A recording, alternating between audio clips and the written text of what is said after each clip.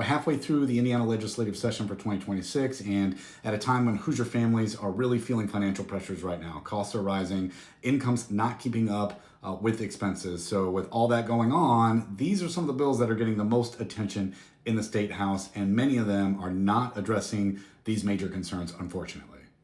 First, there are a few proposals that would directly help residents in a very practical way. HB 1002 actually is one of those bills that focuses on utility affordability. It would require electric companies to offer low-income assistance programs, predictable billing, and it would protect vulnerable residents from having their power shut off during extreme heat.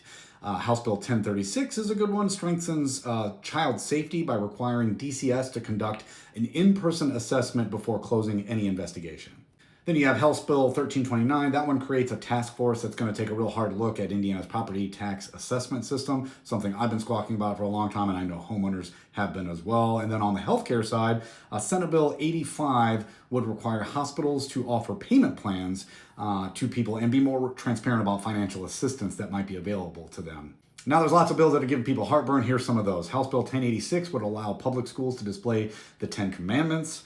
House Bill 1119 would expand Indiana's death penalty methods to include firing squads, which is very controversial. Then you have House Bill 1287, which also concerns the death penalty. It would require members of the General Assembly to actually serve on the execution team.